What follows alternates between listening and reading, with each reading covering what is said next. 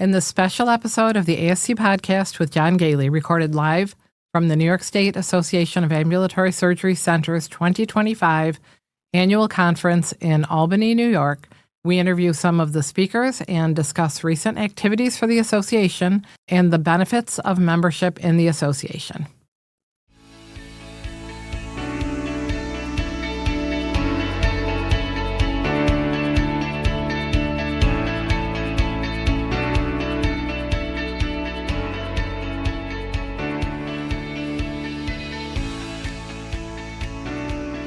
Welcome to the ASC Podcast with John Goehle, the longest-running podcast specifically focused on the freestanding ambulatory surgery industry. We would like to thank our sponsors, Surgical Information Systems, providing cutting-edge information solutions for surgery providers, RFX Solutions, your all-in-one healthcare regulatory compliance software, MedServe, which is the only digital narcotic cabinet specifically designed and priced for surgery centers, helping standardize processes, compliance, eliminate paper logs, and prevent drug diversion, and Ambulatory Healthcare Strategies, the nation's leading regulatory and accreditation compliance resource for ambulatory surgery centers. For more information about our sponsors, please visit our website at ascpodcast.com.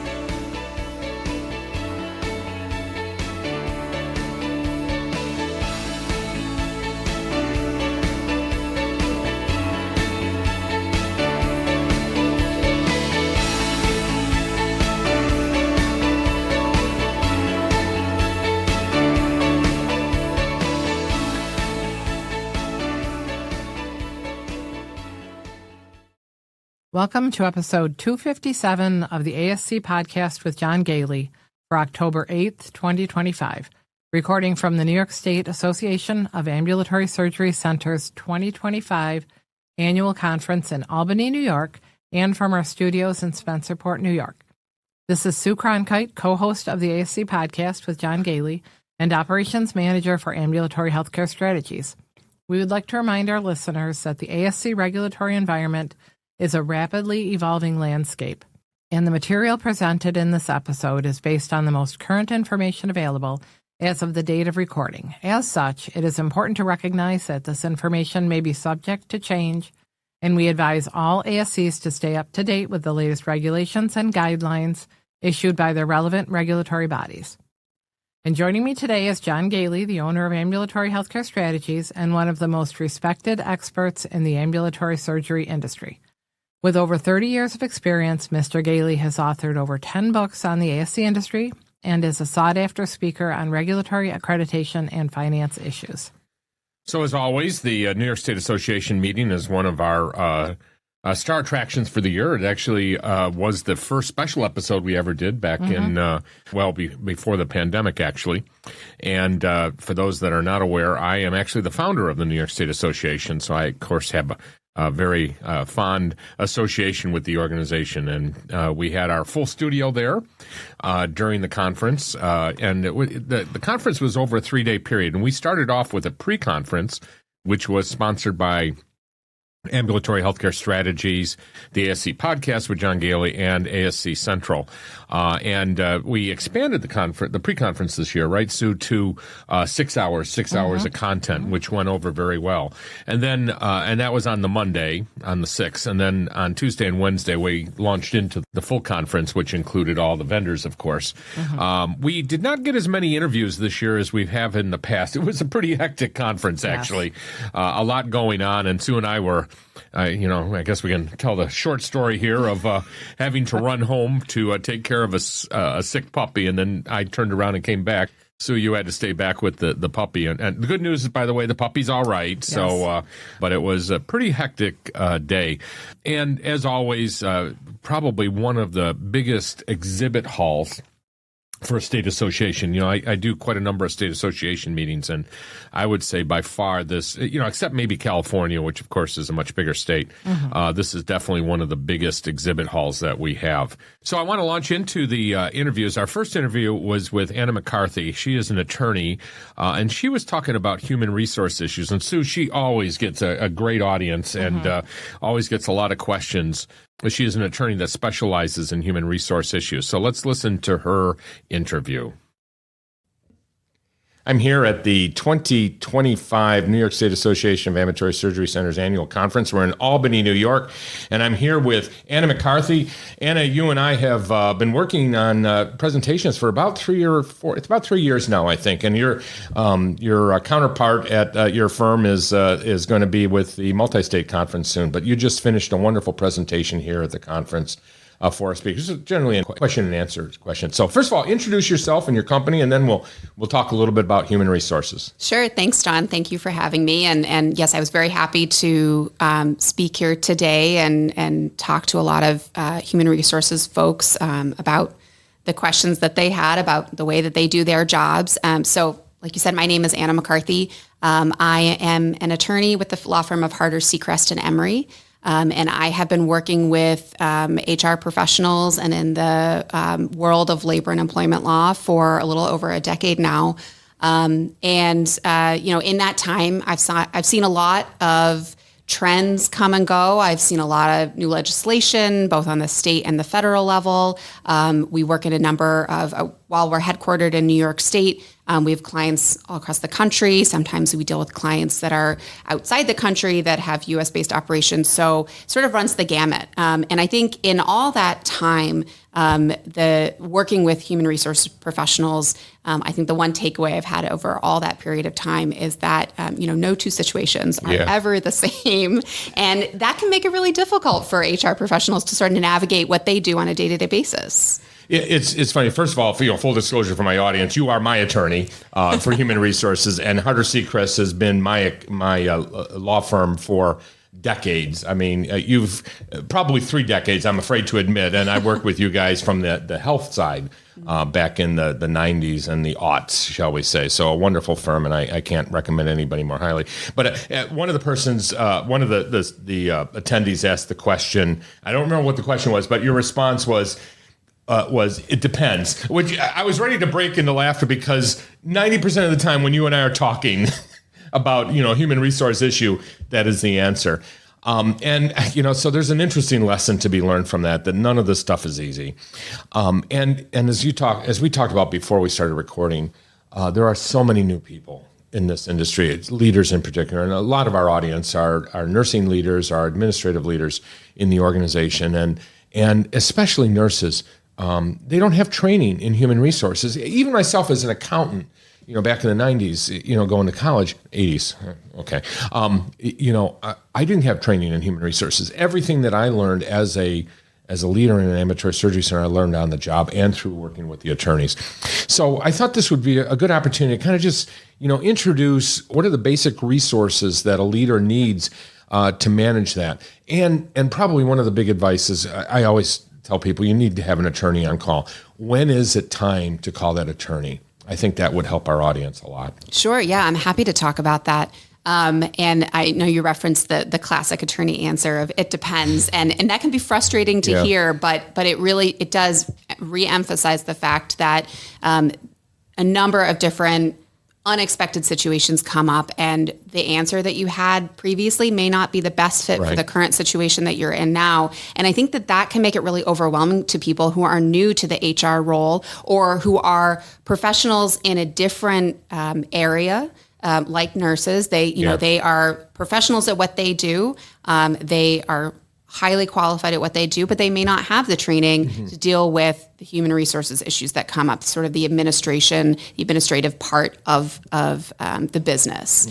So I think the first thing to do if you're new to that role, but you're taking on some HR responsibilities, is to sort of take stock of what the organization that you're with has in writing. What are the policies that are in place? Or do you have any written policies? Or an employee handbook. Correct. Do you have an employee handbook? Do you have internal policies and procedures? Because you might be handling patient information. Do you have the proper confidentiality and HIPAA-related policies if you need them in place? So taking stock of what you have in writing or noting what you don't have in writing, I think is a really good place to start, because one of the most important things to do with employees is ensuring that you're clearly communicating expectations, whether it's an expectation for professionalism, an expectation for job performance, an expectation for meeting certain standards of conduct. those things, whether or not they seem obvious to you, need to be clearly communicated so that you can have the right dialogue with your employees, and so that there's no ambiguity about what you're expecting of employees and what expectations they need to meet in order to do well at the job that they were hired to do. Certainly, if you hire someone at will, you can terminate that person, generally speaking, for any reason or no reason at any time, except for an unlawful reason. And having those clear expectations communicated, and then documentation to support decisions you've made based on the clearly communicated policies, and then the employee behavior or actions, whatever it was, having the documentation of your decision-making process is really key. And in order to have documentation, it is really helpful to have those standards written down so that you can compare whatever is happening against those written policies. It doesn't mean you can't discipline someone for something that isn't in writing, particularly if it's particularly egregious, like an issue of, God forbid, workplace violence. It's obvious that that's not going to be permitted. Exactly. And that even if you don't have a policy, although you should, about prohibiting workplace violence, that's certainly something you could discipline for. But outside of that, there are a lot of different things, a lot of different standards that you want to hold your employees to, whether, again, it's job performance related or just basic standards of conduct. And it is really helpful to have those things in writing. So making sure that you're taking stock of what's in writing and then filling in the gaps where you need to fill in those gaps is important. As well as talking to other people in the role that you're in, whether it's within your organization or it's outside your organization, with other folks in your similar role, with HR counsel, with an HR company. There are a lot of free resources out there. I always encourage people to use the resources available to you, but to reach out to HR counsel or an HR company to get the objective support and feedback that may be necessary to sort of help you through whatever decision you're faced with.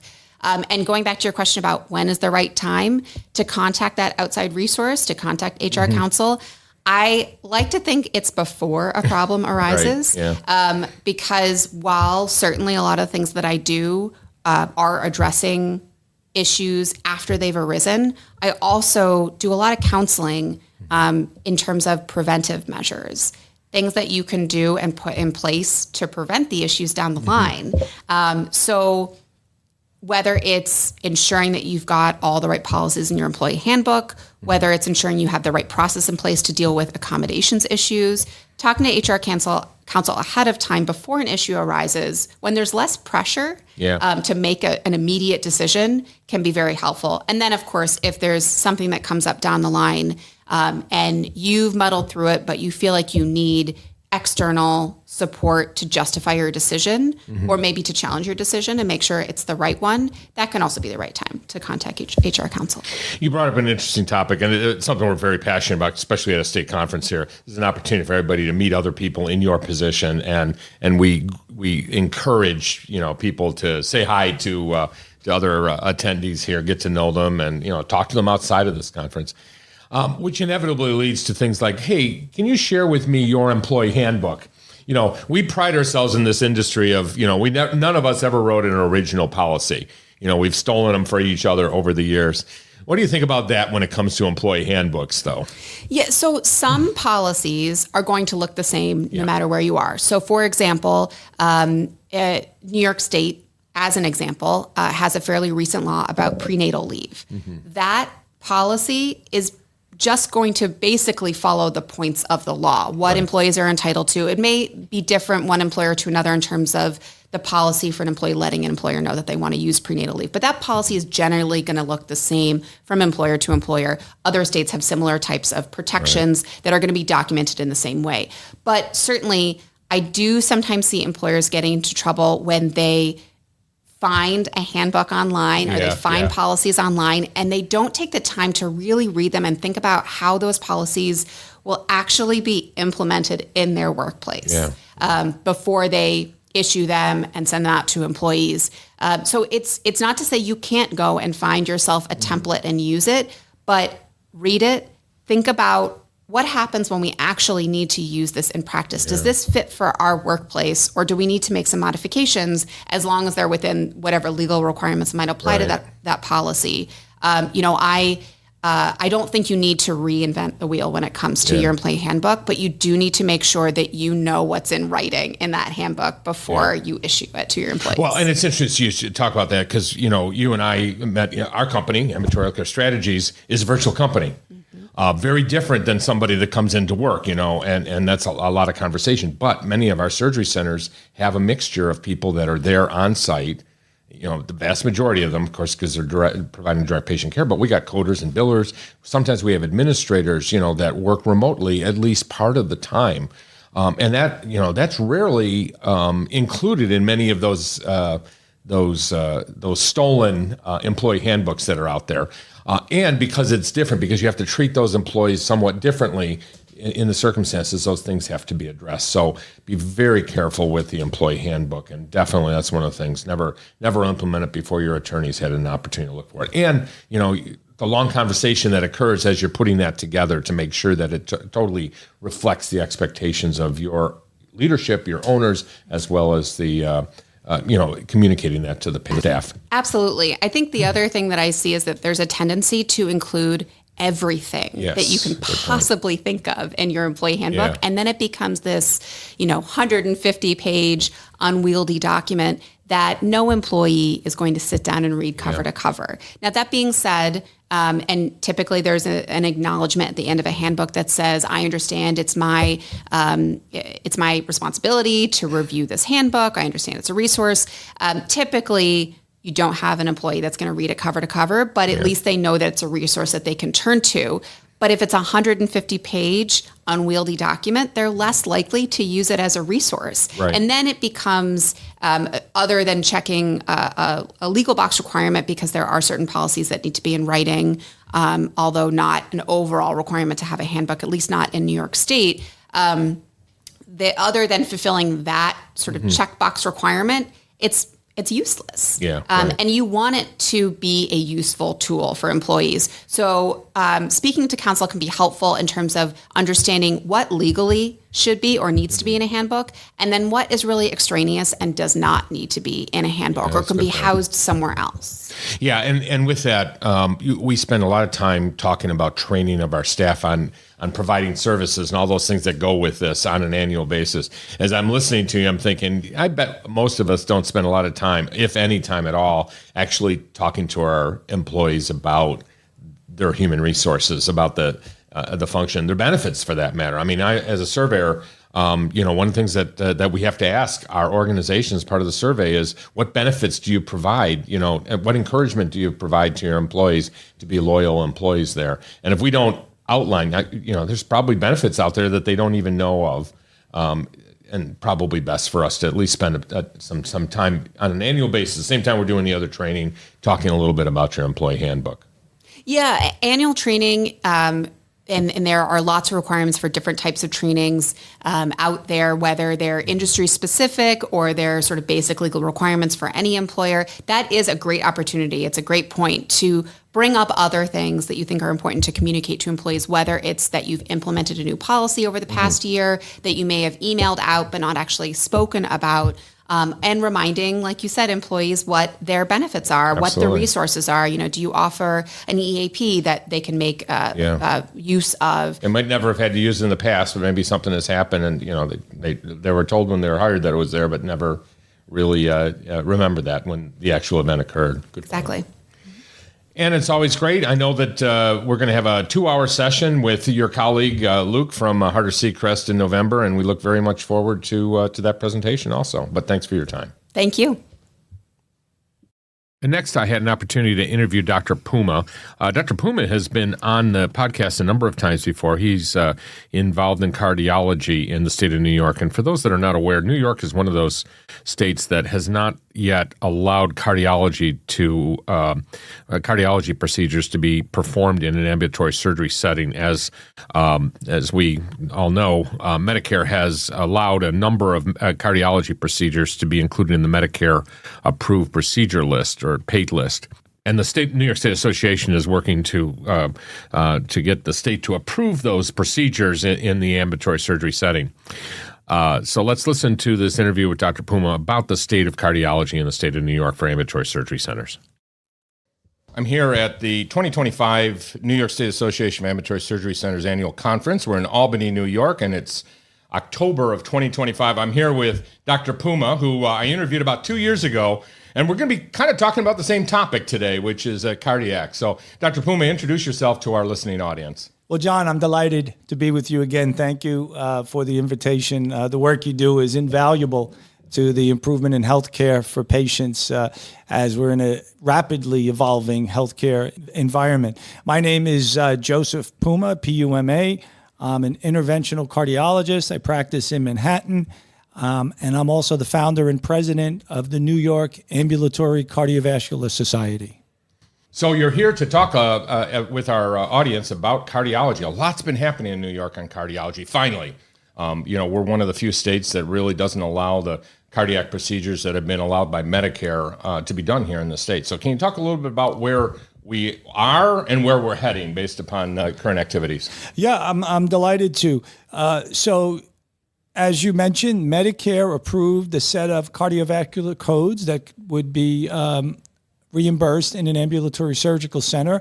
The final rule was finalized in November 2018. Mm-hmm. The codes were finalized in 2019, and payment was approved for January 2020. Since then, 35 states are at some level of approving ambulatory surgical center cardiovascular procedures, primarily coronary angiography or diagnostic catheterization and coronary stenting or PCI.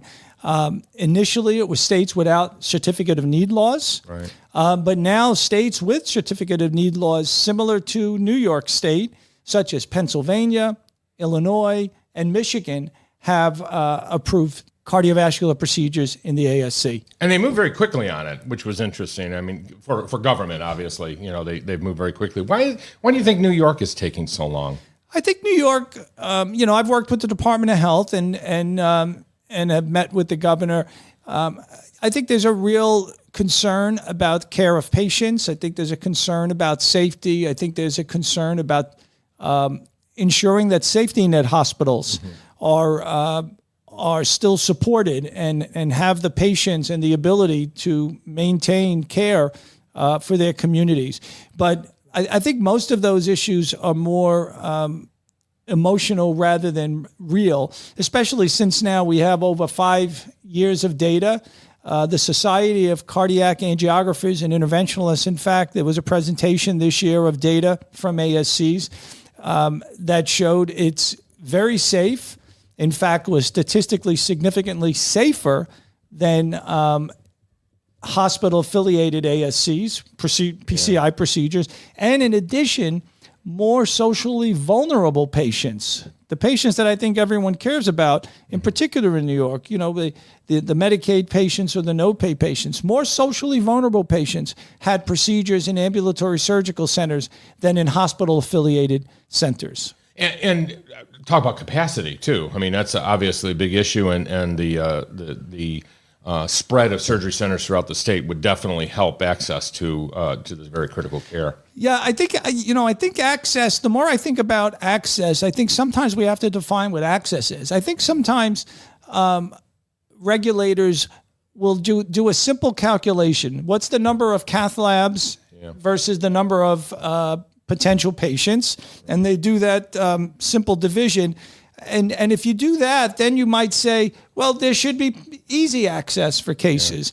I think sometimes the other thing that they do is they look at the distance that most patients would have to travel to a cath lab. So particularly in densely populated areas like Long Island, Nassau, and Suffolk County, theoretically, there are many cath labs that are in hospitals. But the reality is that's not really what access is. Yeah. Many cardiac procedures now that are done in catheterization labs, such as structural heart procedures, aortic valve replacements, mitral valve clippings, things of that nature, or high acuity patients with congestive heart failure that need assist devices implanted. Those cases take up lots of resources.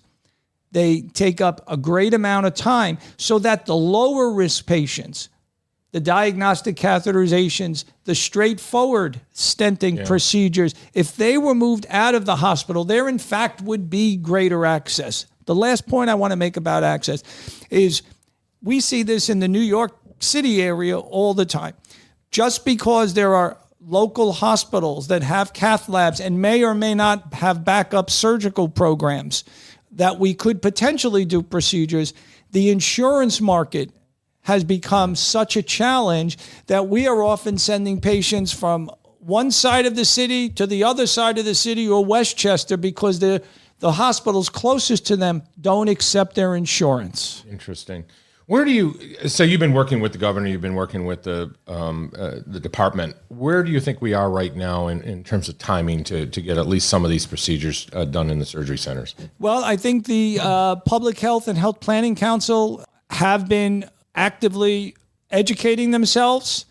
On September 19th, there was a public meeting. They heard testimony from a variety of hospital systems, physicians, people from the community, the Greater New York Hospital Association, just a number of places. And I believe, based on that meeting, that by December's meeting, they're going to make a recommendation. Yeah. And that hopefully will move forward. Now, you have a CON in place right now, right? Or on hold right now for this.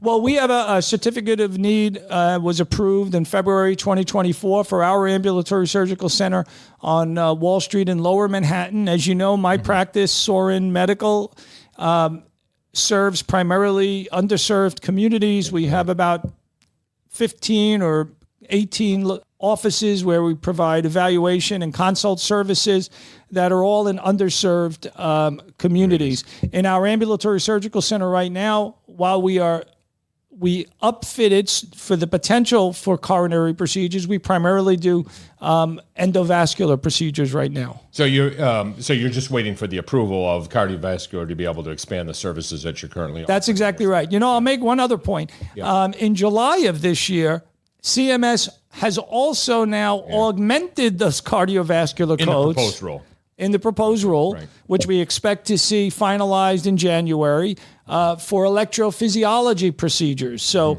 ablation procedures for patients with very common conditions such as atrial fibrillation or other rhythm abnormalities of the heart, as well as pacemaker and defibrillator implants. So I think you see the entire trend, as we talked about a few years ago, in medicine, are as procedures become lower risk because of improved equipment, more expertise, shorter time periods, easier recovery periods, that patients can have basically outpatient procedures.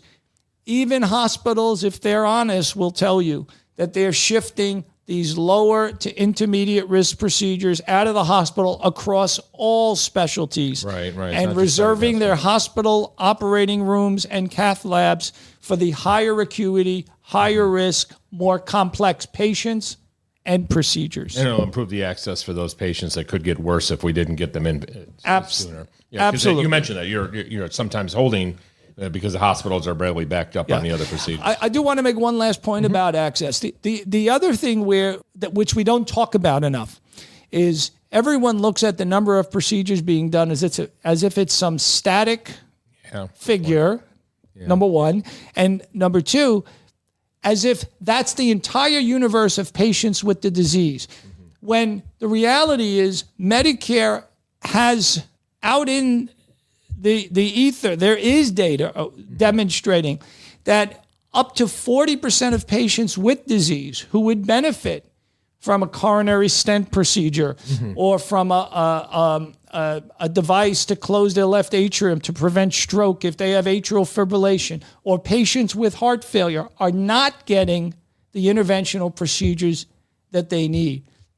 And that's a complex issue of why that occurred. Yeah. But the reality is there are so many more patients that need help than we're currently treating that I think that we really need to start defining what access means when we're talking about it in a committee meeting. I do want to encourage our listeners, especially in New York State, well, everywhere, but in New York State in particular, to keep an eye on the podcast and, of course, visit the New York State Association website and join the New York State Association website. Also, for those that are in your industry, can you tell them a little bit more about your association that you're working with and started? Sure. So about 3 years ago, or kind of right as COVID was ending, and because remember, CMS approved all of this right before COVID hit.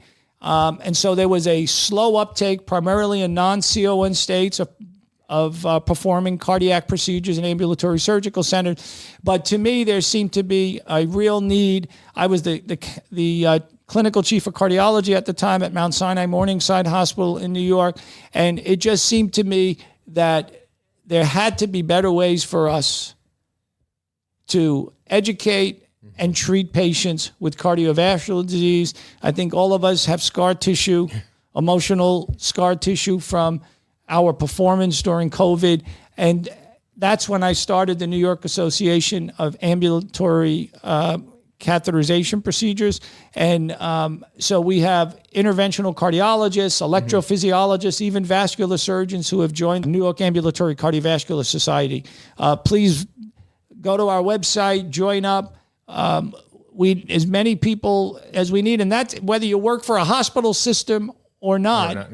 I think it will help us to improve patient care in this state. And we'll provide a link to that. We know a lot of vendors also listen to the podcast, so definitely something to support. This is a worthwhile organization, and we're looking forward to some great things in the very near future, it sounds like. I hope so. I do believe through our education and all the meetings that we've had over the last several years that we were reasonably instrumental in getting this topic to the forefront. So we're looking forward to the continued great work of the Public Health and Health Planning Council, the Department of Health, and the governor, who I like to say is really the healthcare governor. I mean, Governor Hochul has focused so much of her time and effort and the state budget on healthcare. So we look forward to working with them. Dr. Puma, it's always a pleasure talking to you, and look forward to your presentation, which hasn't occurred yet. So I know you got to get ready for it. So thanks so much. Thanks, John. Thanks for inviting me again. Thanks.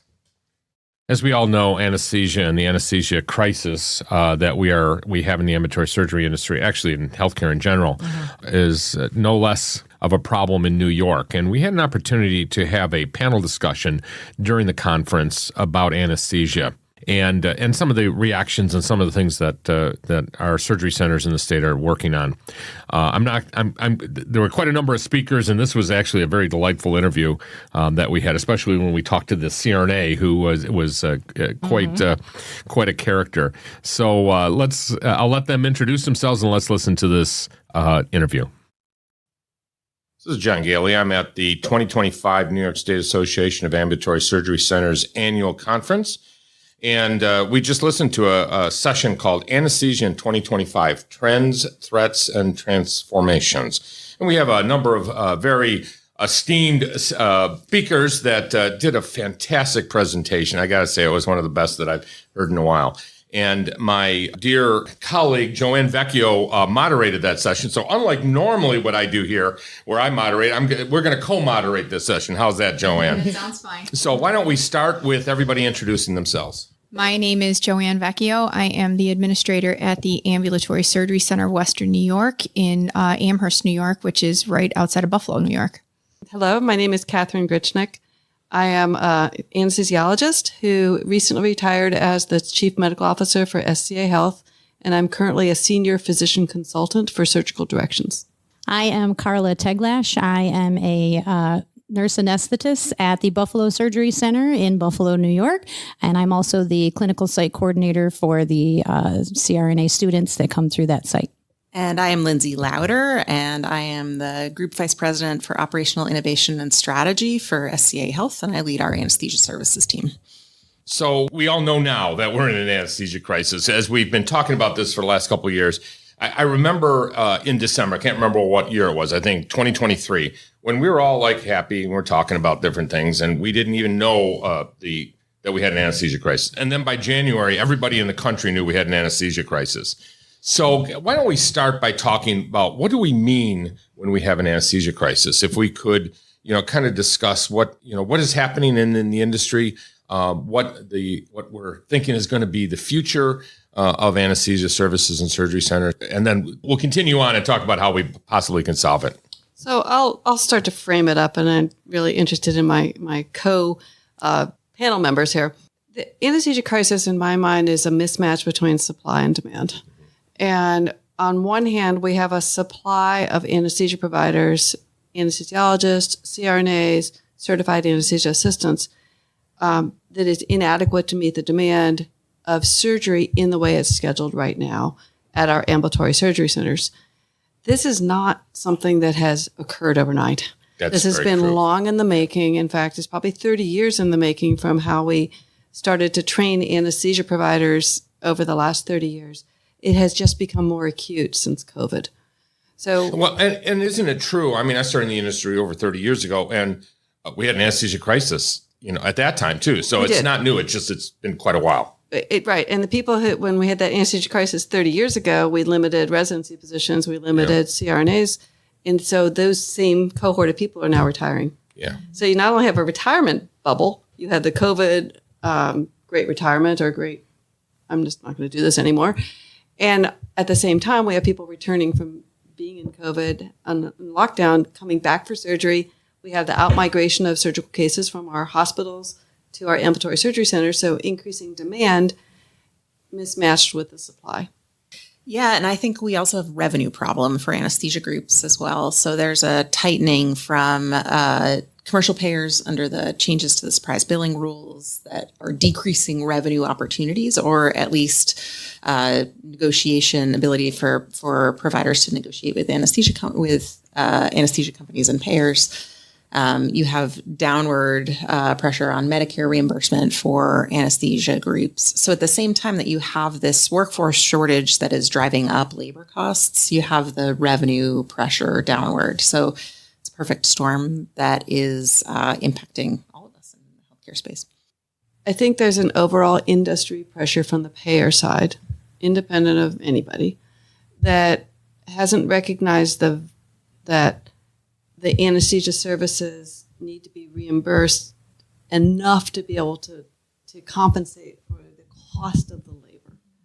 And so every time a payer makes a change, what we have to do is balance that against the cost of the labor, which is geographically driven, right? Or could be related to what the healthcare system is doing, could be related to rural, urban, suburban.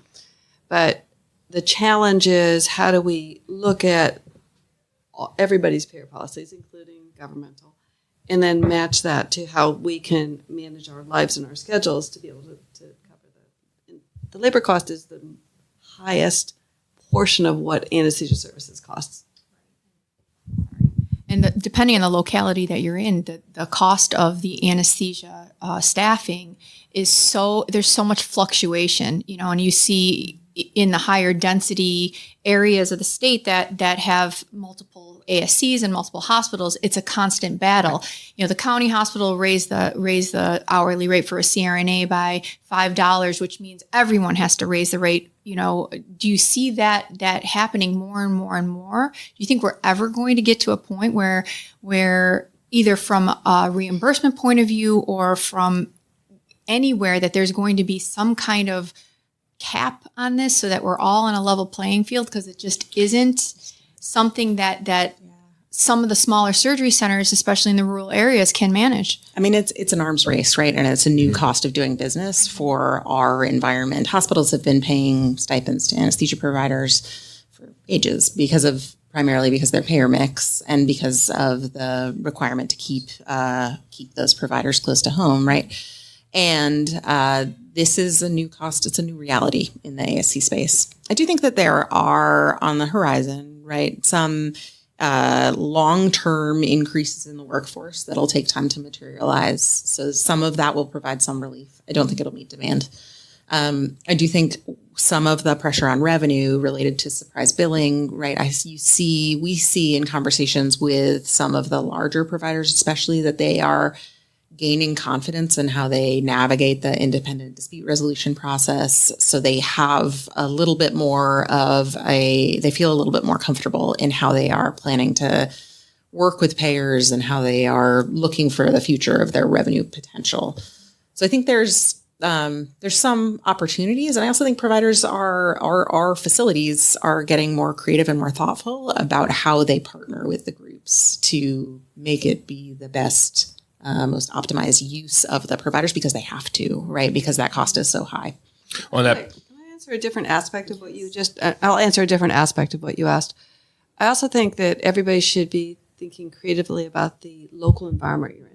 So how do you work with your healthcare systems?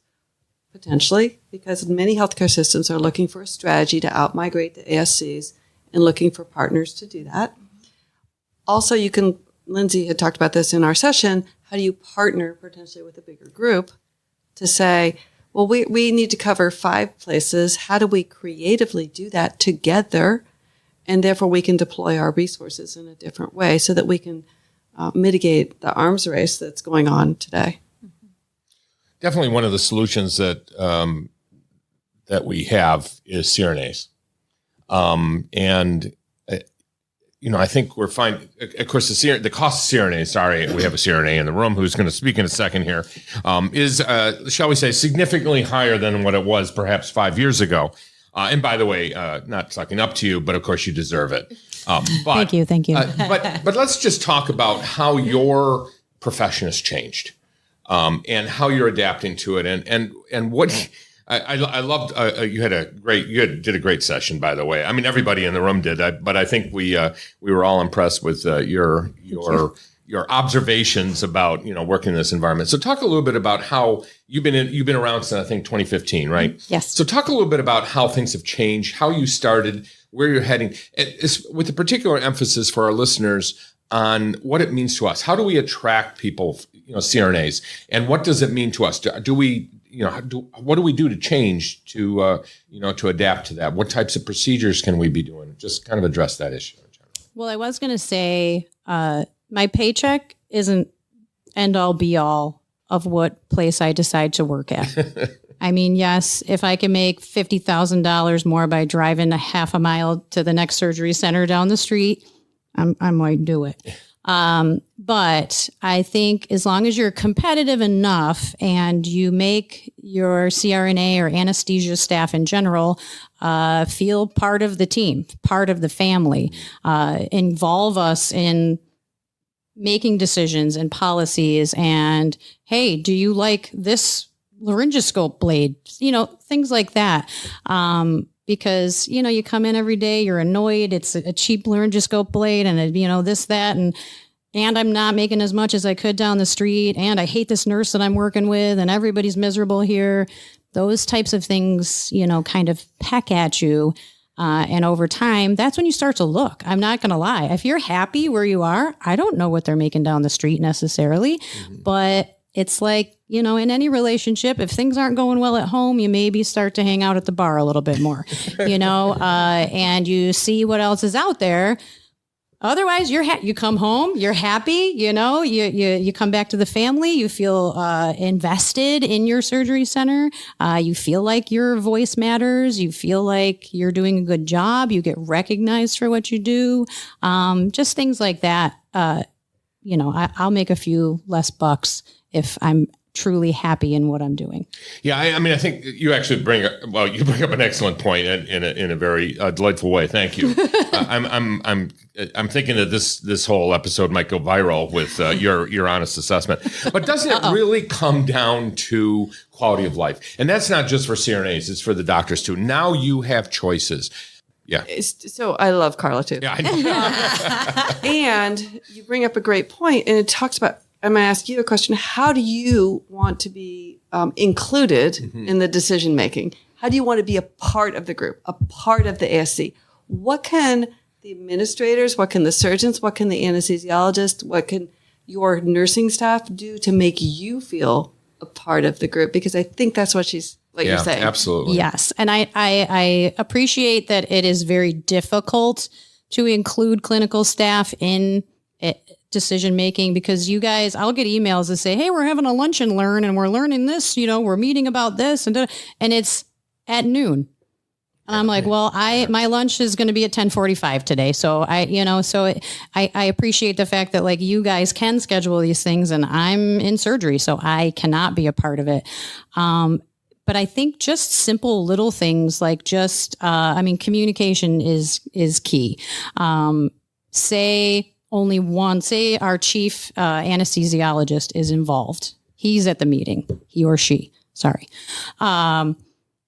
They come back and communicate to the rest of the team. This is what we discussed today. Here's a copy of the minutes. The transparency of knowing what is being discussed instead of just constantly being told, this is what we've bought, this is what we're doing, this is the policy change, make sure you're doing this, this, this, and this. And it's like, yes, daddy, So just to be involved, just that little bit, just the information to be available. Is everybody going to open that email? Probably not. And there's going to be people that are going to complain, I didn't see that email, or I can't even open my email. You know how clinical people are when it comes to IT. And yes, right. I haven't had a password since I started here. But at least to have it available for those who are interested, because there definitely are some people that don't. Ignorance is bliss. They don't want to know where this information came from. Why'd we decide? I don't care. Just tell me which one I got to use. So CRNAs in general are a difficult population to make happy. I am fully aware of my personality flaws. So I understand you guys are like, what can we do to make you happy? And it's like, you can't. That's the secret. But at least if you try, and then then we can kind of, we're like a cat, I guess, in that way, where it's like, don't pet me right now type of thing, and then later on we're like, hey, I'm beginning to think that the podcast might actually get a reputation for being humorous now. I don't think this ever happened, but Carla, you bring up a great point. And let's face it, all of us in the room here are long-term ambulatory surgery people, and that's what we do best, right? That's what we do best. That's why we have a profession in the first place. We offer right from the very beginning in the 70s that connection. And I think that sometimes, to your point, Carla, I think sometimes we have started to look a little bit more like a hospital in the last decade or so. And we need to get back to that. And that will help us to win this battle. And that's what we have right now is a battle for, to convince people to come into, to use the surgery centers. We want to make our place the place that they want to go to. And I think you've quite eloquently pointed that out. Now, interesting, Carla, and all of us here, her point is very well taken. And I've been hearing a lot lately from anesthesiologists too, is that, some anesthesiologists have been coming back to me and saying, by the way, where are the protocols for what, patient selection? And I go back to them and say, I don't create them as the administrator or the representative of the administrator. That's your responsibility. But in asking that question, I realized that, somewhere along the line, there's been a disconnect. Whoever took responsibility didn't take responsibility for that. And a big advice to our listeners out there is, check in with your anesthesiologist, check in with your medical director. They've got a lot going on, but perhaps it's time just to kind of touch base with them and find out if there is an ongoing conversation about what your protocols are, and how you're treating the anesthesiologist. I was in New Jersey probably about a year ago, and there was a wonderful presentation with no anesthesiologist present from the nursing staff about what they could do to make the lives of the anesthesiologists better. And it was very interesting because, they were clearly trying to find what they could do. And I'll add CRNAs to that too, to make that, because we realized that without you guys, the nurses don't have anything to do. And I think that that's a lesson. So your point is well taken about communication. I would actually augment that and say, let's turn this around and go to your anesthesia group, your anesthesia providers, and say, let's establish a monthly meeting. Yeah. Let's establish a cadence of problem solving. Yeah. Do we have the right protocols? And I can help you, but I'm also going to need your help when we talk to the surgeons. Yeah. I'll need your help if we're going to go talk to the surgical schedulers, because remember, at the beginning of the day, they're making a lot of decisions about who comes in, right? And so how do we work this whole thing together? But if you have a proactive conversation, it is infinitely better than the reactive. So this is the administrator, and I'm sure Joanne's going to probably pop in a second on this one. This is the administrator. Our job is to make those medical executive committees, those quality improvement committees, interesting enough for our people so they actually attend them. How many times have we found in our organizations that we can't get them together with us? So this is a two-way street. We've got to make those conversations useful to you. We can't just come in and start spouting out what we had 17 incidents this month. Those conversations are important because they're part of quality improvement. But the conversations that you're talking about are much more important because they actually impact the future of those other conversations that 100%. pop up. And I would say to make them more interesting, start with stories. Stories about what's going on, stories about what's happening either to patients at your center, but maybe what's going on in your environment, what's happening in your region. But when you start with stories, those are powerful motivators to create that cadence of inclusion, because that's what Carla was talking about, is I want to be included. Do you find, so we do struggle with the participation, in these meetings. We try to have these meetings, and we do have a regular cadence of these meetings. We are finding most of the time that there's only one person that shows up. It's usually the same, anesthesiologist, and he's usually coming for the donuts or the coffee. So, we try to have these, and, the topics that we discuss are, just to your point, not so much stories, but, we do have some obligations from a regulatory perspective to go over all of these things. And what we find most of the time is that some of the regulatory items that we're required to be following, the anesthesia providers actually don't know.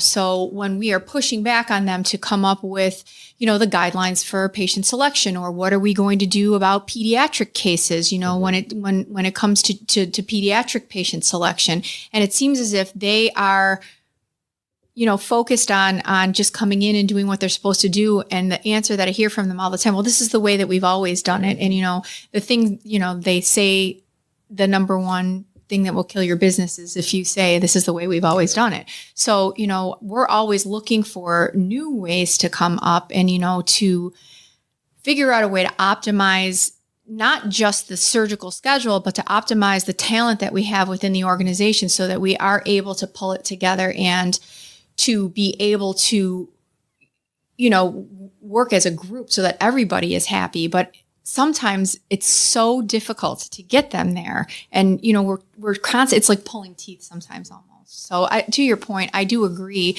to both of your points that we need to have, a collaboration between all of us. Sometimes it is just very, very difficult from the operations point of view. Your different providers are there. There's different CRNAs on a different day. One physician doesn't do a certain type of anesthesia, doesn't work with this physician. So sometimes it's not relatable.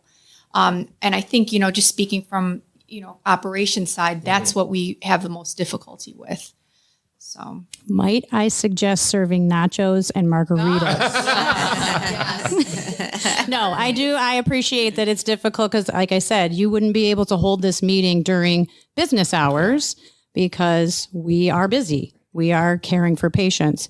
So then it becomes, do I want to take my personal family time that I'm very limited with, with kids and sports and everything and just life in general, and spend 2 hours back at work? Like, no, probably not. So I appreciate that. That's why I kind of said, if there's the usual players that go to these meetings and can attend them during the day, at least giving us the information that was there. And then maybe once every 6 months, whipping out the margaritas. That's all I'm saying.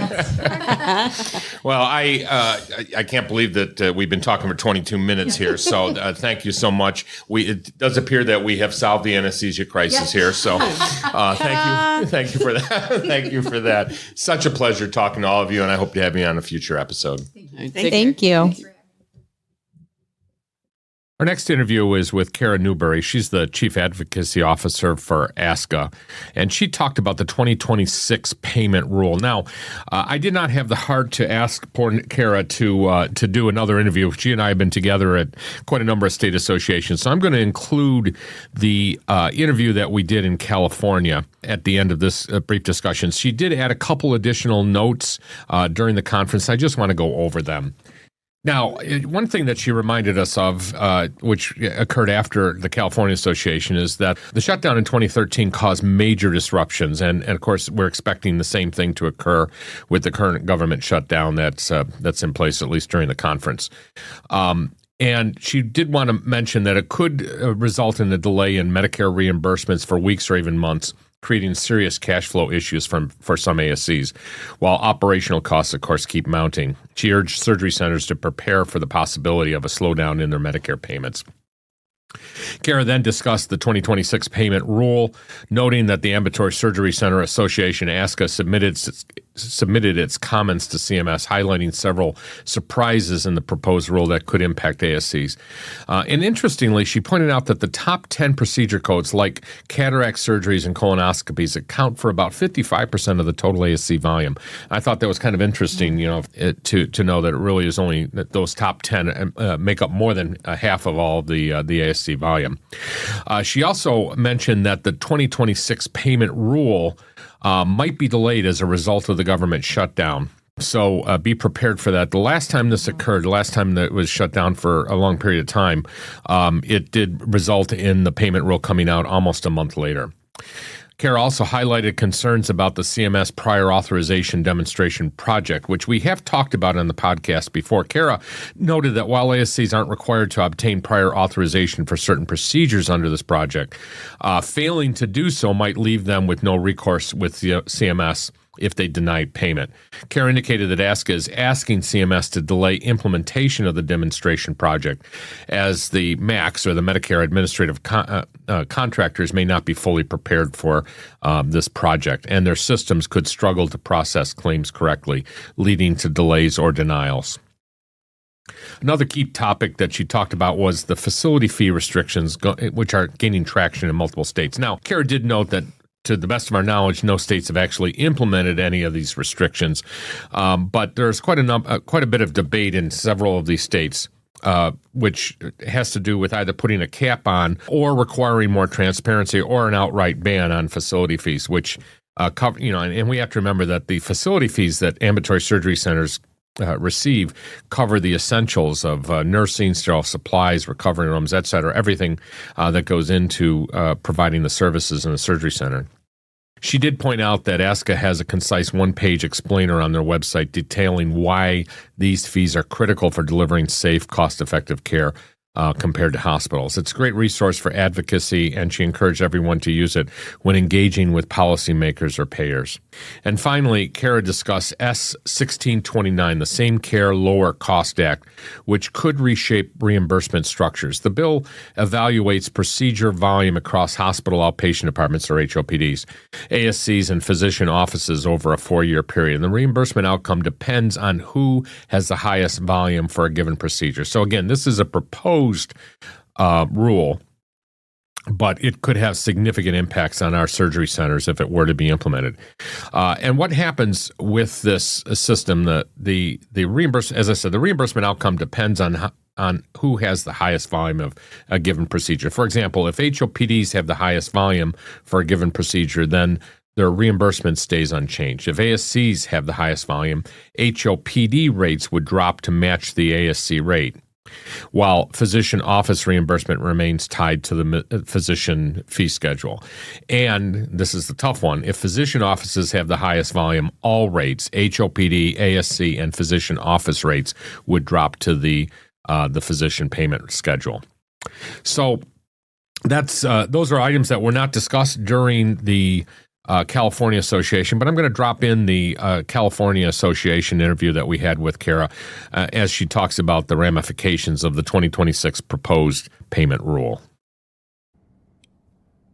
So I'm here at the 2025 California Association meeting. We're out in San Diego this year, and I'm here with Kara Newberry. Kara's been on this podcast an awful lot over the years, talking about the various initiatives of ASCA. We're always a big advocate of ASCA, obviously, and I'm going to ask you to talk about that too at some point. But Kara, tell us, first of all, introduce yourself and your role at ASCA, and then let's talk a little bit about what's going on with the 2026 payment rule. Sure. It's good to see you, John. I am the Chief Advocacy Officer for the Ambulatory Surgery Center Association. I've been with ASCA now for about 14 years, but I primarily handle regulatory affairs for the association, so I know that's what we've primarily discussed. We are right in the heart of the comment period for the Hospital Outpatient Prospective Payment System and ASC 2026 payment rule, and so we can dive into that. But right away, the initial thoughts are that the administration is showing an interest and a desire to create more access to care in the ASC setting,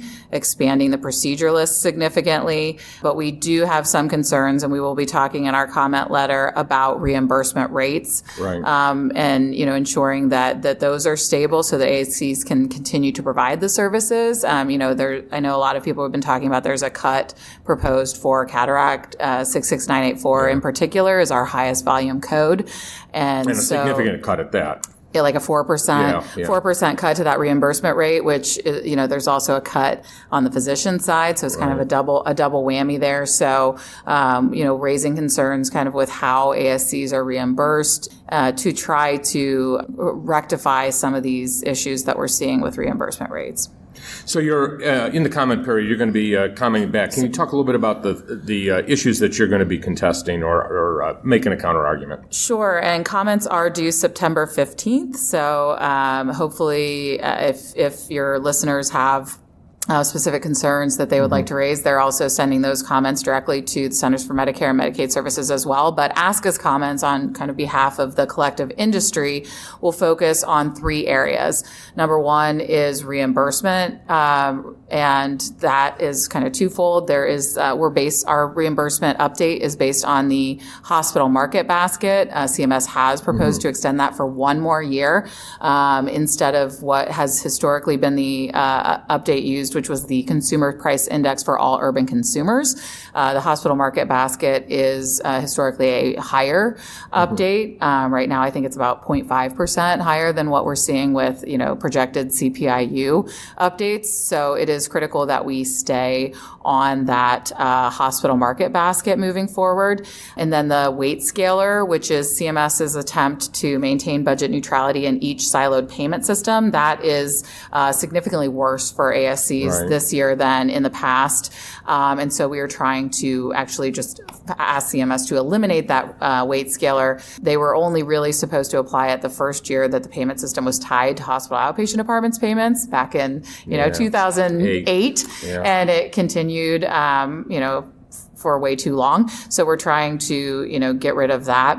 And so, that would help us on some of these codes like cataract, because it really has the most negative impact on the highest volume codes. Right. And then second is the procedure list. Obviously, kind of the biggest deal in this year, in the 2026 proposed rule, was the vast expansion being proposed of the ASC covered procedure list. More than 200 codes that are currently payable in hospital outpatient departments set to come onto the ASC covered procedure list. Of note in that space is cardiac ablations, which we have been strong proponents of and worked in conjunction with the American College of Cardiology as well as the Heart Rhythm Society this year to promote those procedures being added, as well as two spine codes, lumbar fusion codes that we have been requesting for years are finally being proposed for addition. In addition to those codes, CMS is proposing the elimination of the inpatient only list over a 3-year period. And it was kind of surprising to us because while the first Trump administration proposed that, this is the first time that CMS has proposed to add those codes directly to the ASC covered procedure list at the same time they're coming off the inpatient only list.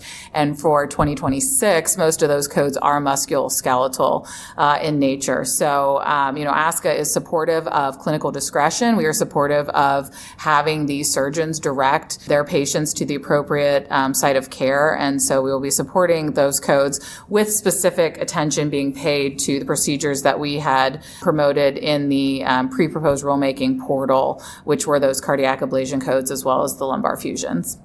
Now, you also mentioned, you were just on the podium few minutes ago, so I took as many notes as I could. But you were also talking about the new administration having to go through a little bit of an education period here to understand the complexity of this system. We barely understand some of the components of it, so I'm sure that is a bit of your challenge right now, especially with the way the actual rates are calculated, as you just said. And there is a lot going on. Yeah. ASCs, while, we do now have more than 6,500 Medicare certified ASCs, we still represent a very small portion of the overall expenditures in the Medicare space. And so just making sure we cut through the noise and ensure that ASC issues are brought to the attention of the policymakers, especially with CMS. We do have a lot of good connections with the political appointees at the Centers for Medicare and Medicaid Services, which helps, but they've been busy just kind of getting up and running again. Right now, as you and I speak, the HHS Secretary RFK Jr. is, probably being grilled on vaccinations. And so there's a lot going on, and trying to cut through the noise and making sure that ASC issues are taken into consideration has kind of been our biggest challenge. But I do think that there is a lot of opportunity, maybe not necessarily in 2026, but 2027 and beyond. I mean, you also have to remember, the first Trump administration, it was that last year, that 2021 rule, that we saw a bunch of sweeping changes. So I was actually impressed that they were able to get organized quickly enough to get a lot of big issues addressed in the 2026 proposed rule. Well, and also you indicated that there seems to be quite a bit more knowledge of the ambulatory surgery industry among this administration now, too. Yeah, a lot of the political appointees that we're dealing with were involved. They were worked on the Hill, worked for committees of jurisdiction, which means committees that have jurisdiction over healthcare issues, and so ASC issues are part of that.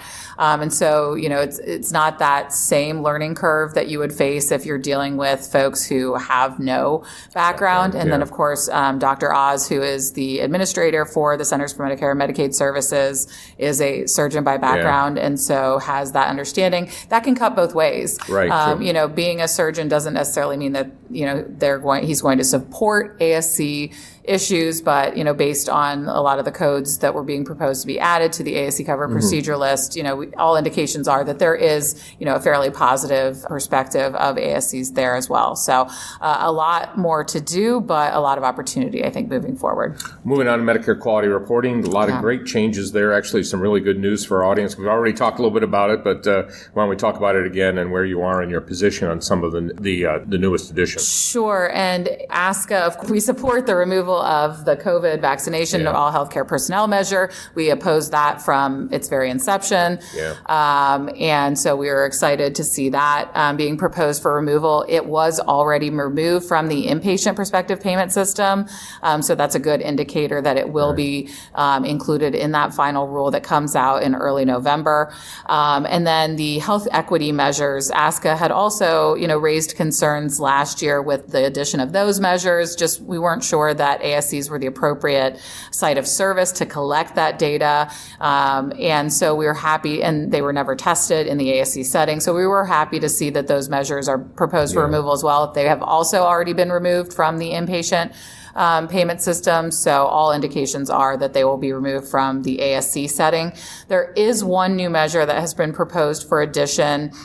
And it's not necessarily that ASCA has takes issue with the measure itself. It is a information. It's basically looking at was the appropriate information given to patients for post-operative care, so following their procedure. And our concerns stem from the fact that we are just now operationalizing OSCAP's survey. And struggling. A lot of facilities are seeing return rates lower than 20%. Not even being able to meet the 200. Having a hard time potentially meeting the 200 completed surveys. So adding another survey, right away, we're seeing survey fatigue from a lot of, patients. And also this measure was not tested in the ASC setting. And so we do have concerns with that. So we will be at least asking for a delay. Concerns because it's an independent, it's completely separate, and it could have been implemented with OS caps. So it's interesting because CMS was telling us over the summer that you can actually do it yourself at your facility, but there are questions about how that would be operationalized as opposed to like working with a third-party vendor. We do know that there are some third-party vendors looking into getting into this space. But yes, to your point as well, you know, there was a request, well, can we just add a couple of questions to the OSCAP survey? Of course, you know, we all know the OSCAP survey is already long enough, but can we just add a couple of questions there to avoid another survey? And we're told no. So we are going to raise those concerns with that new measure. We've had some questions from our listeners about the OSCAP's implementation and the ramifications of not being able to get that 200, not being able to even get it up and running on January 1st. Do you have any observations about that? So I'd asked for something in writing, but of course was not granted that. But, you know, verbally we were told by CMS staff that if you did what you're supposed to do and you were working with a third-party vendor and, you know, putting that survey out there and just were unable to get to the 200 through no fault of your own, that there will be a reprieve for facilities. We will obviously be reminding them of that in not only in the comment letter, but in upcoming discussions with CMS staff, because, you know, it's not fair. We're already spending thousands of dollars to implement this survey, which of course has taken the place of, you know, other patient satisfaction surveys that facilities were offering that were getting much higher results, probably better information for their facilities. And to get penalized 2% off your Medicare reimbursement as well is, you know, problematic. So we will continue to advocate for a reprieve for those facilities who did try to implement. Thank you. And since I haven't had a chance to talk to Bill in a bit, it's your opportunity to advocate on behalf of ASCA. Can you tell everybody how important ASCA's membership is and how everybody can help you out? Absolutely. And, you know, we just wrapped up National ASC Month. And so we thank all of our, members who were able to get an elected official into your facility. Even if you weren't able to in August, you know, anytime is really a great time to do a facility tour. We've got tons of tools. We actually have a toolkit available. So feel free to reach out to me. Happy to put you in touch with the appropriate staff. You know, they kind of can do all of the legwork for you. Right. And we have our flying coming up in a couple of weeks, so we will be advocating in person with elected officials. Of course, they will be busy. I'm trying to avoid a government shutdown at the end of September. So hopefully we can, you know, get some of our talking points out there as well. Just making sure that you are involved with your state and national associations so that you know what's happening at both levels is critically important. There's always, as you know, I know John keeps you all updated as well, but there is always something new coming down the line every day, really. So, being involved in your associations is really important. Well, Kara, as always, it's great talking to you. Thank you for everything you do on behalf of the industry. You're doing a great job. ASCA has been doing an incredible job for us, and I think that the proof is really this proposed rule this year is actually much more favorable to us and has a lot of good news, I think, for the industry. Absolutely. Good things ahead, hopefully. So thanks for talking to me, John. Thanks so much. So we're going to take a short break, and when we come back, I have an interview with Jeffrey Flynn and Lisa Altieri regarding the New York State Association and all of the activities of the association over the past year and the benefits of membership in the association. So let's take this short break, and we'll have the interview.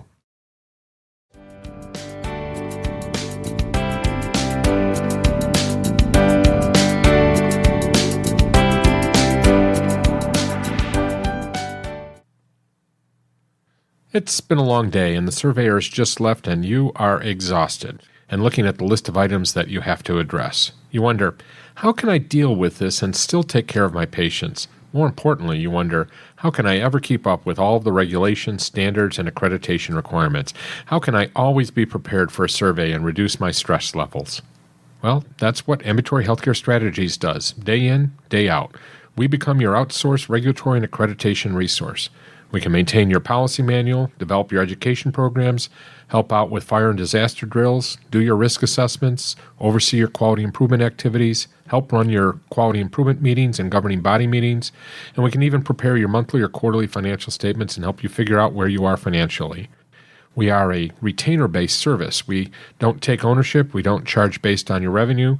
We have one fixed monthly fee, and we can tailor your services to your exact needs. So whether you're looking for help getting over a survey, preparing for a survey, are looking for a long-term relationship to assist you with your ongoing regulatory and/or financial needs, please give us a call at 585-594-1167 or email us at info@ahstrategies.com. That is info@ah-strategies.com, or visit our website at ah-strategies.com.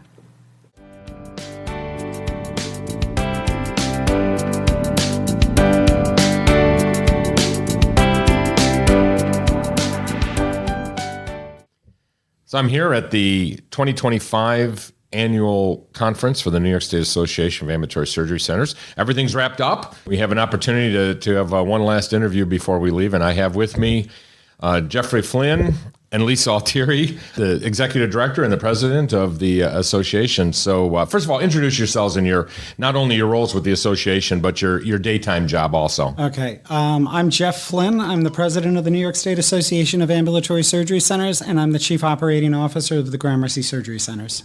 And I am Lisa Wickens-Altieri. I am the executive director of the New York State Association of Ambulatory Surgery Centers, along with the government relations person that advocates for this organization. And I'm the president of Capital Health Consulting. And it's so great to have you guys on. It's fun. We're at the end now, so like the pressure is all off us, and now I think we'll have a great conversation without worrying about what else is going on. Mm-hmm. It's been a great year for the association, an incredible year, and this is kind of like even though we're not at the end of the year yet, it's like everything came together. I'm going to start with you, Lisa, because you did a great presentation today on the importance of the association and how the members can help out. And our audience here, of course, hopefully it'll be a lot of the people that listen, but also people that didn't attend. So this is your sales pitch. Help us to take it home and let them understand how important this association is for our industry in New York. Thank you, John. I will tell you, this association is a privilege to work with. The people, the president, the board members, but the members are really also very, very involved with this community. And as the ambulatory surgery centers across the country, but especially in our state, continue to grow and work more closely with the executive, right, the Governor Hochul, and the Department of Health, we are doing a lot of different things. And to make it and get it done over the finish line, we really want our members to be part of this. Yeah. They have so much to offer.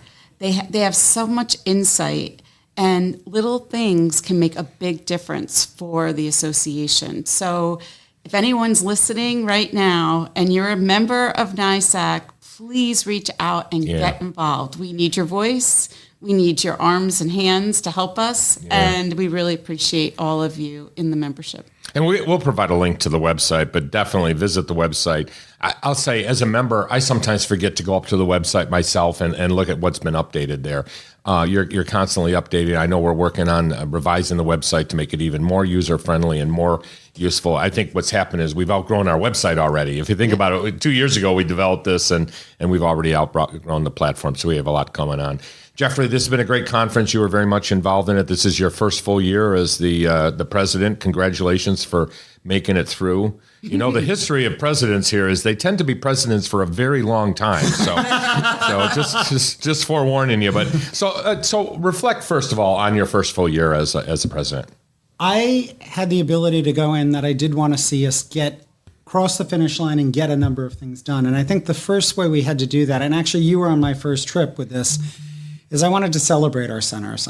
First we came together as an organization and we started working on things, but the important thing we needed to do was to get in front of the owners. Yeah.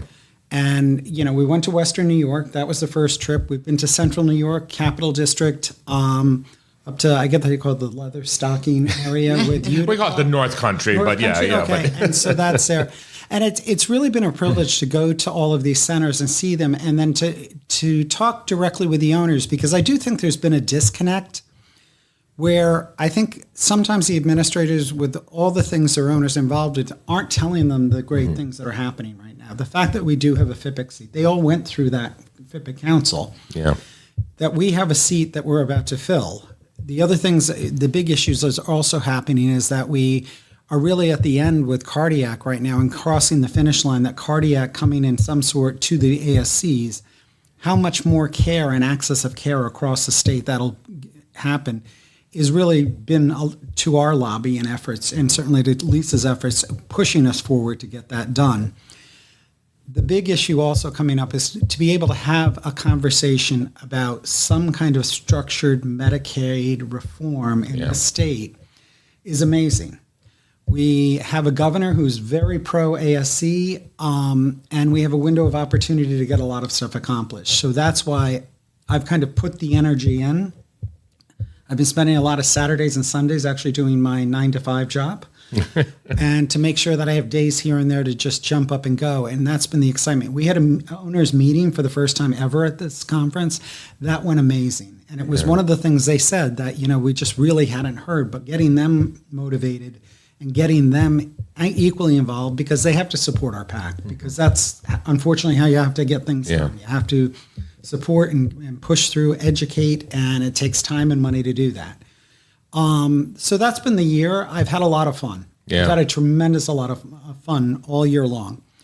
And then coming back to this conference and certainly the guidance of different things, it's like a family reunion. Yeah, that's what it is. We've known each other for so many years as people, but we've also evolved in some of the things. Today there was one session which I was really proud of.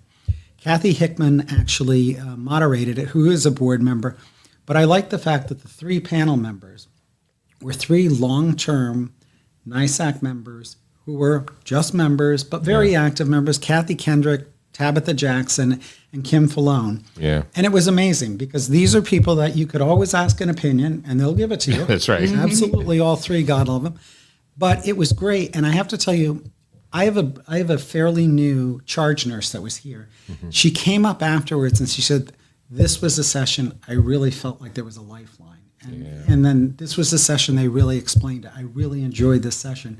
And she asked a question at Tough at the end, and they really went in and answered her question. But they also told her that, I love the fact they told her, you can always call me. You can contact me. I remember who you are. And she just was overwhelmed by that. And so, but that's what our membership is. We are a community. We're a tight community. And we just want to further grow the community. There was a new surgery center, which just recently opened on 116th Street. Their director of nursing was here, and she just absolutely was overwhelmed by it. She actually, we went and Helen at Low North and I went and visited the center. So we first met her there. She came up and she said, and I actually walked over to her and I said, "I'm sorry, we're pointing you out as new members, but she goes, so many people are coming up and welcoming me." She said, and she's from Australia. She goes, "We usually don't do that." So that's the community that we built, and we want to enhance that community. Lisa, we had a great presence from the Department of Health here. And you talked about how Governor Hochul is very much ASC oriented. Talk about Dr. McDonald. So Dr. McDonald is a pediatrician and public health, doctor. And I will tell you, when we introduced him this year, he's been here with us last year as the keynote, and he came back again this year. And Dr. McDonald is so real as a physician, and also, and I don't mean this disrespectfully to anyone in government, but he is so empathetic and very true to who he says he is. And so we heard that from him. He also made sure that he answered a number of our questions and things we've brought up to him. So he developed, a presentation that was based on what's going on in the state, but really what's going on and what he sees in working with the ambulatory surgery centers. And that was really, not a lot of people do that. And he was very committed to seeing changes in ambulatory surgery centers, the quality, and what he expects is going to change. He also, was very blunt when it came to what are the concerns with moving some cardiovascular procedures out of the hospitals into the ambulatory surgery centers. And he says it's not animosity, it's just, look, right now they have very thin margins and they're trying to keep things. He was very honest and open about that. And so he's a true public health hero to me, because he will truly sit down and just tell you the facts.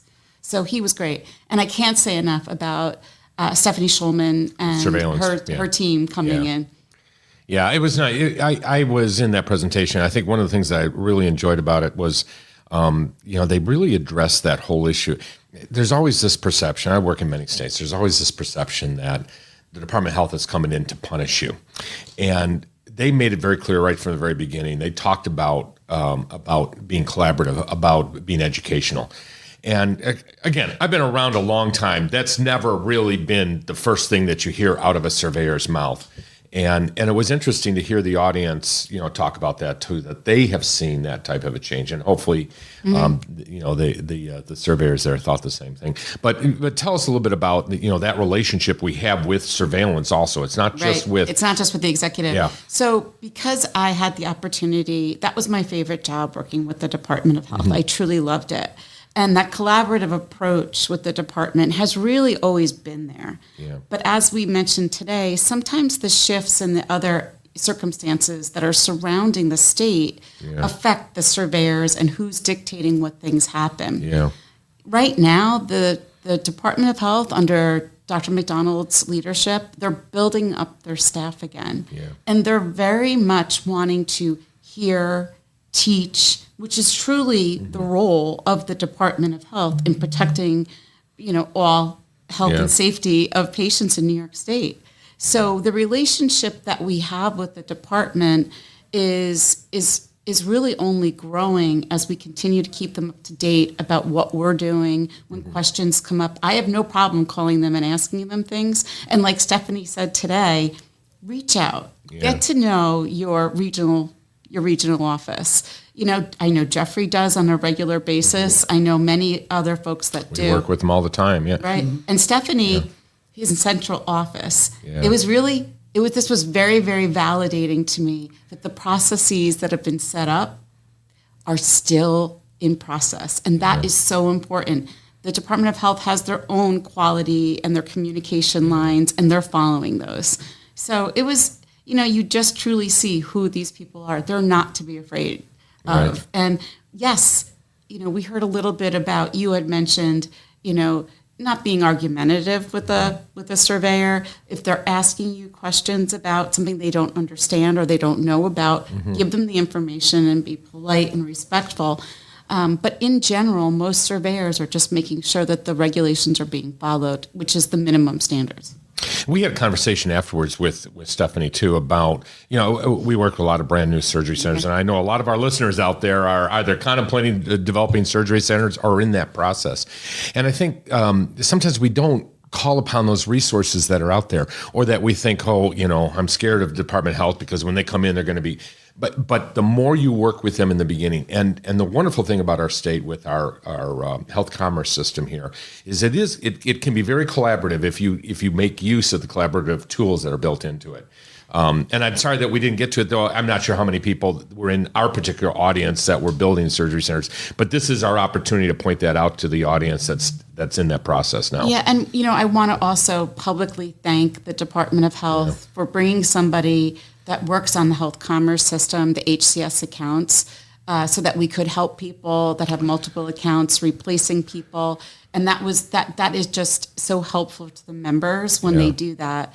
And it also reminds everyone that because there's a lot of turnover in a lot of these centers, that's important resource that has to be kept up to date. That came up and that was developed after 9/11 when we were trying to contact people that we needed to get in touch with. That we needed help with. We need blood and supplies and couldn't. That's how this all came to fruition.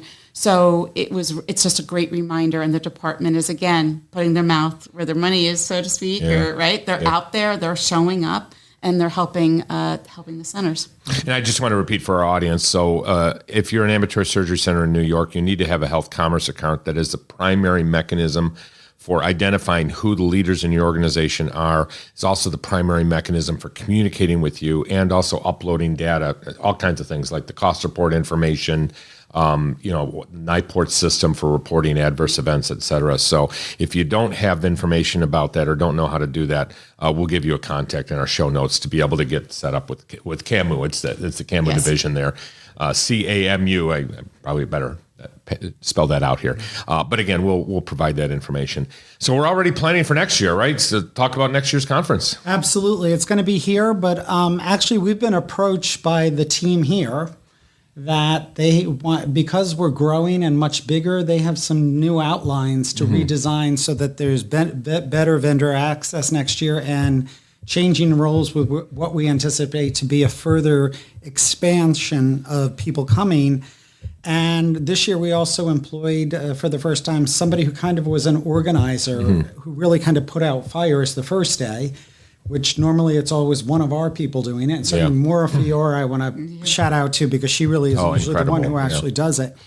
But next year, kind of bringing that person along with us throughout the process, because she already works with this hotel already individually. Oh, wonderful. And I really think, and the hotel reached out to me and said, let's wait 2 weeks. Go home, get back to everything, then let's sit down and talk, because we have a lot of ideas of how we can really even improve next year. Well, and I have a feeling we need to take over the hotel, the whole hotel next year. Absolutely. And a shout out, of course. That was one of the suggestions. Well, and I've been working with the Desmond for over 30 years. When we first started the organization, we met here in the beginning. So this is one of my first loves in terms of a hotel. And if you haven't been here, it's an incredible place. But a real shout out to the catering people, the planning people. They were wonderful to work with. On my side, I had the first day, which I had to plan for, and I know, given how much work it was for me to plan only one day, the rest of it was a heck of a lot more for you guys, but they did an incredible job. Yeah, and I'd like to thank you and your team at Ambulatory Healthcare Strategies for the pre-conference. Everybody got a lot of value out of it as they went forward to it, and it really kind of rolled right into the full conference. So, as always, as the founding member and first president of the organization, it's great that you're still here. Thank you. Force of being. So, do we have the dates for next year's conference yet? Or I can't remember. Yes, we do. Okay. Next year's dates are going to be the 5th and 6th of October. I'm sorry, the 6th and 7th of October. Sorry. Obviously, the pre-conference will be on the 5th, so it'll actually be the 5th to 7th next year. Okay. Yep. And again, to all of you who are not members that are listening to us, I'm going to provide a link to the membership. Please sign up. And you can't sign up too soon.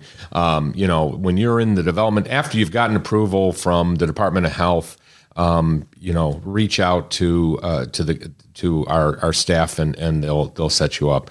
And if you have any questions, definitely go to the website. There's a telephone number there that you can call. If I can just add to that, Lisa and I have done more of an effective thing is attending the FIPIC meeting and really walking up and meeting the CON approved, because that's when they should join the organization once they get their approval. Yeah, we want them to be attending these meetings well before they find out at a later meeting the things that they have to be doing. So and I know we've harped upon this, but we don't always talk about it on the special episode.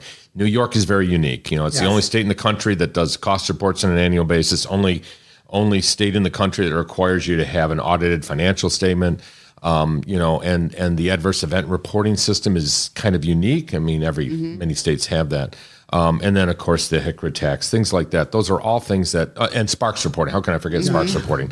All things that tend to be a bottleneck, because not every company that helps you develop a center in New York is going to tell you about these things. And that's what we stumble upon all the time. And that's what happens when people come to this meeting for the first time. As you said, they're sometimes shocked at all the things that they were not made aware of. So please get involved very early. And I can't emphasize this enough, how much our people are willing to step up and help you out. I want to just make one more plug too. There's a lot coming that the association is going to be doing over the next year. So for those people that aren't members yet, we're developing libraries. We're going to be developing peer supports and doing some other things, adding more value to the membership of NYSAC.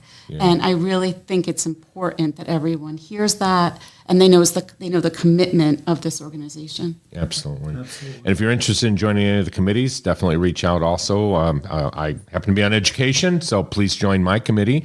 But there are others out there too, but absolutely all of it. I don't think we put any restrictions on the number of people in any of these committees, so please reach out and we'd be glad to get your input. And it can be anybody in your center that's interested in getting involved. It doesn't have to be the administrator. It doesn't have to be the director of nursing. If there's somebody who wants to get interested even in the rank and file, we certainly welcome them. Absolutely. As always, it's great. Now it's time for us to go and get ready for next year. Maybe we'll take 2 weeks off, but after that, it's time to get moving. So, thanks so much for joining me. Thank you very much, John. Thank you. Bye.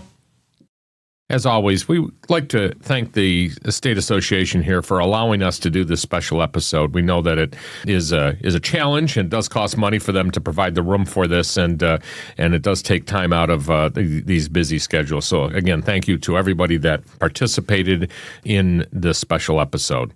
And thank you all for tuning in to this episode of the ASC Podcast with John Goehle. We hope you found the discussion insightful. If you did, please share it with your colleagues in the ASC community, and be sure to subscribe so you never miss an episode. We appreciate your feedback and any suggestions for future topics. Please reach out anytime at comments@ascpodcast.com. A special thank you goes out to our incredible team, sound editor Susan Cronkite, executive producer John Goehle, and our committed research team, Sue Cronkite, Jenna Alvarez, Judy D'Ambrosio, Mike D'Ambrosio, Zach Kaloritis, Jim Masters, Amy Cronkite, Lori Rodricks, Kathy Fody, Donna Macchio, Christina Norman, and Katie Pearson. Your hard work makes this podcast possible. Our theme music is by Media Sushi and Mike Noah. The ASC Podcast with John Goehle is hosted on Podbean and can be found on all major podcast platforms. Thanks for listening, and I hope you will join us for the next episode.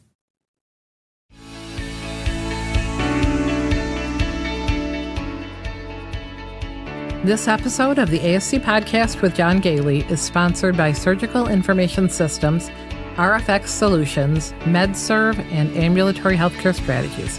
Surgical Information Systems provides cutting-edge information solutions for surgery providers. RFX Solutions is your all-in-one healthcare regulatory compliance software.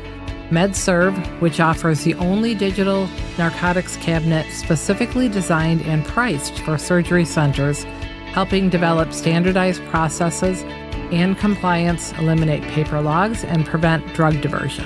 And Ambulatory Healthcare Strategies is the nation's leading regulatory and accreditation compliance resource for ambulatory surgery centers. For more information about our sponsors, visit our website at ascpodcast.com. This podcast is an educational and operational tool and is not intended to be a comprehensive resource for all rules, regulations, and standards that an ambulatory surgery center must meet. The advice provided should not be considered as, nor does it constitute legal advice or opinion. When reviewing specific situations involving legal and regulatory issues, attorneys and other professionals should be consulted. This has been a production of Eden Group Development. All rights are reserved. If you're interested in advertising or sponsoring the ASC Podcast with John Goehle, please email us at info@ascpodcast.com. We would love to hear your questions and comments. Please email us at comments@ascpodcast.com.